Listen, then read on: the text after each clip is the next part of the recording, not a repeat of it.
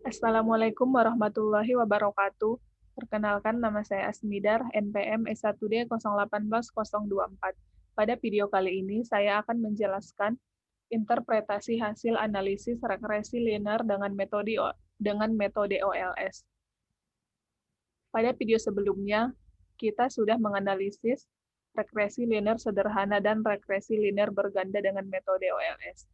Dan hasil analisisnya sudah dipindahkan ke dalam bentuk Word dan dapat kita lihat pada tampilan berikut ini. Namun pada video kali ini saya hanya akan menjelaskan interpretasi hasil analisis regresi linear berganda saja. Hasil analisisnya dapat kita lihat pada tampilan ini. Di sini saya sudah menandai beberapa bagian, ada R-square, nilai F, dan hasil analisis untuk ketujuh variabel independennya.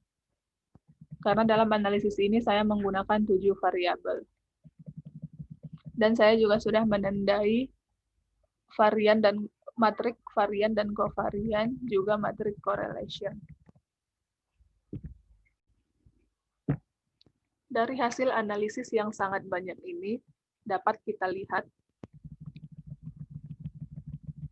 ada sebanyak 2 halaman, dan hasil analisis ini dapat kita persingkat dalam menggunakan dua bentuk penyajian.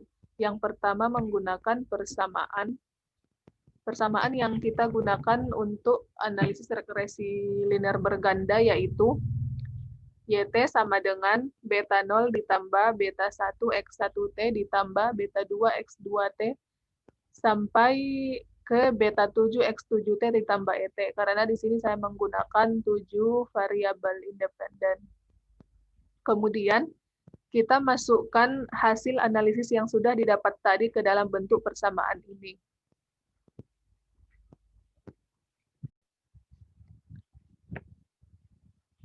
Untuk beta 0-nya, nilainya sebesar min 100,83 untuk estimate coefficient-nya, dan standar error-nya sebesar 325,5. Di sini saya menandai untuk warna kuning, yaitu variabel benih, estimate coefficient-nya sebesar 140,38 dan standar error-nya sebesar 27,96. Untuk warna hijau, yaitu pupuk kandang, estimate coefficient-nya sebesar min 0,23856 dan standar error-nya sebesar 5,538. Untuk warna biru muda, yaitu pupuk petroorganik, nilai estimate coefficient-nya sebesar 1,1840 dan standar error-nya sebesar 1,635. Untuk warna pink, yaitu pestisida Astonis, nilai estimate coefficient-nya sebesar min 98,376 dan standar error-nya sebesar 571,9. Untuk warna biru tua, yaitu pestisida Explore, nilai estimate coefficient-nya sebesar 667,74 dan nilai standar error-nya sebesar 287,3. Untuk warna merah, yaitu pestisida Supremo, nilai estimate coefficient-nya sebesar 216,12 dan untuk nilai standar error-nya sebesar 168,5. Untuk warna abu-abu, yaitu pestisida Abosilin, nilai estimate coefficient-nya sebesar 816,21 dan nilai standar error-nya 8282,9 ditambah ET. Dan inilah hasil analisisnya yang disajikan dalam bentuk persamaan, dapat kita lihat. Dan sudah dijelaskan tadi semua angka-angkanya. Selanjutnya, bentuk yang kedua dapat kita sajikan dalam bentuk tabel. Di sini saya sudah menyiapkan tabelnya. Tabelnya cukup simpel, hanya ada dua bagian, yaitu ada bagian variabel name dan bagian coefficient. Di bagian variabel name ini berisi konstanta dan ketujuh variabel independen yang digunakan, yaitu ada benih, pupuk kandang, pupuk petroorganik, pestisida Astonis, pestisida Explore, pestisida Supremo, dan pestisida Abos. Kemudian ada nilai R-square. Nilai R square ini kita dapat dari hasil analisis, yaitu yang sudah ditandai tadi. Nilai R square-nya sebesar 0,9001. Nilai R square ini digunakan untuk mengetahui seberapa tepat model yang kita gunakan untuk menjelaskan hubungan antara variabel dependen dan variabel independen. Nilai R square ini kita pindahkan ke tabel saji.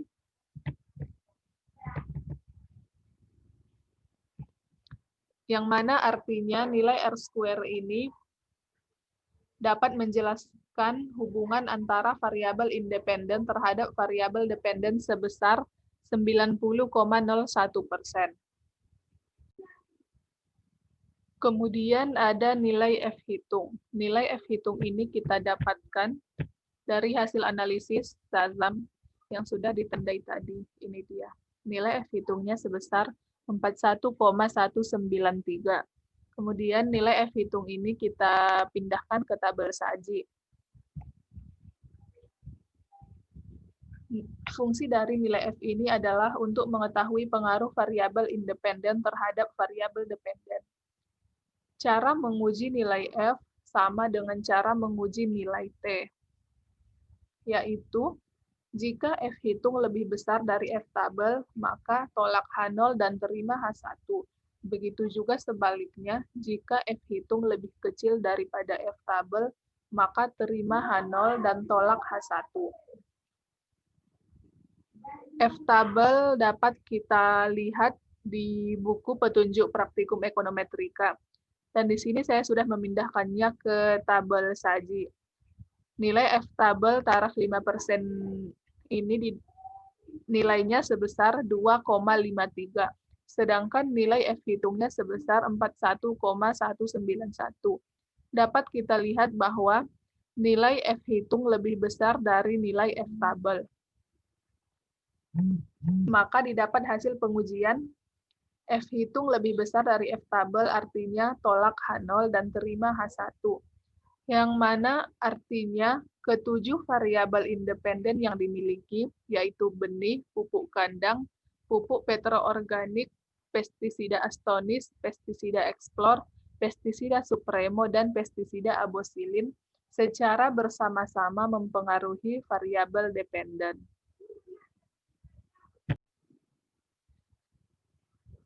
Selanjutnya kita lakukan uji T. Fungsinya yaitu untuk mengetahui pengaruh masing-masing variabel independen terhadap variabel dependen.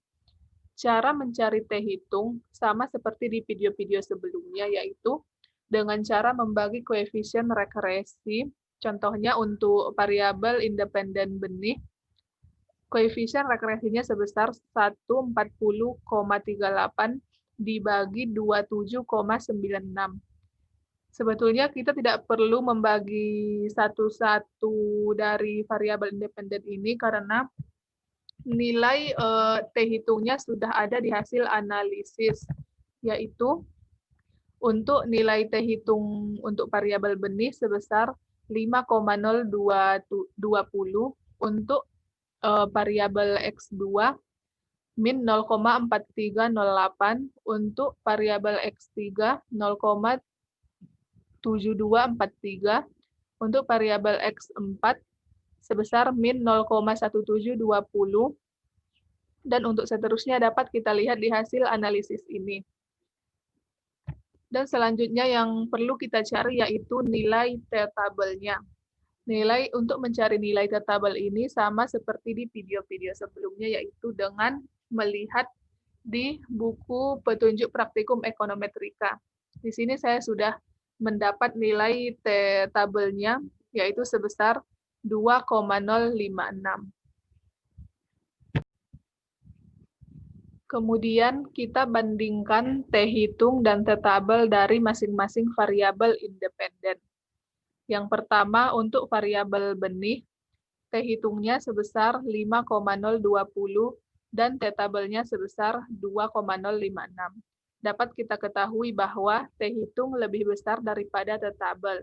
Maka tolak H0 dan terima H1. Artinya, variabel benih berpengaruh terhadap jumlah produksi padi. Seberapa besar pengaruhnya dapat kita ketahui dengan menggunakan nilai koefisien regresi untuk variabel benih. Dapat kita lihat koefisien regresi untuk variabel benih yaitu sebesar 140,38. Artinya variabel benih tersebut berpengaruh terhadap jumlah produksi padi sebesar 140,38. Untuk variabel pupuk kandang dapat diketahui T hitungnya sebesar min 0,4308 dan T tabelnya sebesar 2,056. Dapat diketahui bahwa T hitung lebih kecil dari T tabel, maka terima H0 dan tolak H1. Artinya, variabel pupuk kandang tidak berpengaruh terhadap jumlah produksi padi. Untuk variabel X3, yaitu pupuk petroorganik, T hitungnya sebesar 0,7243 dan T tabelnya sebesar 2,056.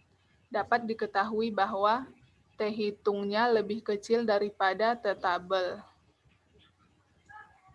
Artinya, terima H0 dan tolak H1. Variabel pupuk petroorganik tidak berpengaruh terhadap jumlah produksi padi. Untuk variabel pestisida astonis, T hitungnya sebesar min 0,1720 dan T tabelnya sebesar 2,056. Dapat diketahui bahwa T hitung lebih kecil daripada T tabel, maka terima H0 dan tolak H1. Artinya, variabel pestisida astonis tidak berpengaruh terhadap jumlah produksi padi. Untuk variabel kelima yaitu pestisida explore, T hitungnya sebesar 2,324 dan T tabelnya sebesar 2,056. Dapat kita ketahui bahwa T hitungnya lebih besar daripada T tabelnya, maka tolak H0 dan terima H1. Artinya, pestisida explore berpengaruh terhadap jumlah produksi padi. Seberapa besar pengaruhnya dapat kita lihat dari nilai koefisien regresinya. Koefisien regresi dari pestisida explore yaitu sebesar 667,74.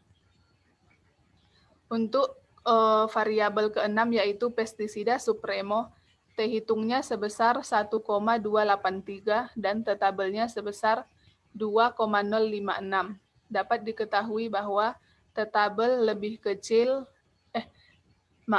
dapat diketahui bahwa T hitung lebih kecil daripada T tabel. Artinya, terima H0 dan tolak H1. Maka, pestisida supremo tidak berpengaruh terhadap jumlah produksi padi.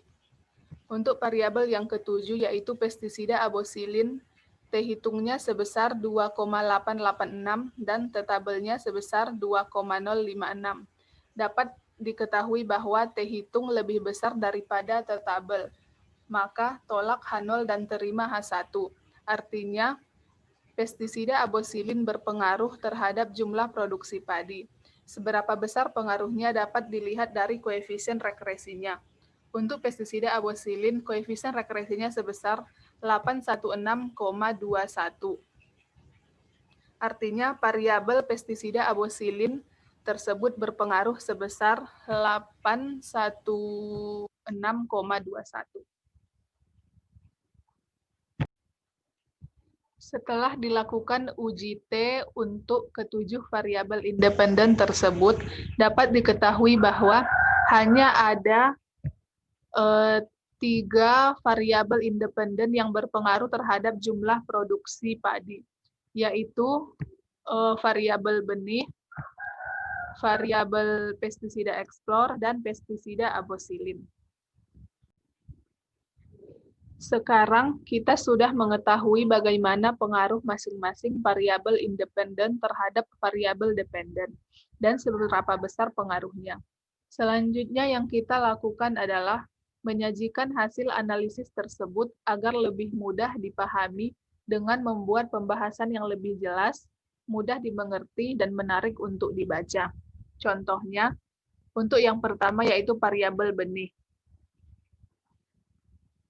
Dapat kita tuliskan berapa nilai T hitungnya dan berapa nilai T tabelnya. Kemudian kita buat penjelasan bahwa T hitungnya lebih besar daripada T tabel, maka tolak H0 dan terima H1. Artinya, variabel benih berpengaruh terhadap jumlah produksi padi. Seberapa besar pengaruhnya dapat diketahui dengan menggunakan nilai koefisien regresi. Nilai koefisien regresi untuk variabel benih sebesar 140,38. Artinya, variabel benih tersebut berpengaruh sebesar 140,38 terhadap jumlah produksi padi. Begitu juga seterusnya untuk variabel-variabel selanjutnya sampai variabel X7. Demikian video yang dapat saya buat untuk kali ini. Kurang lebih saya mohon maaf. Assalamualaikum warahmatullahi wabarakatuh.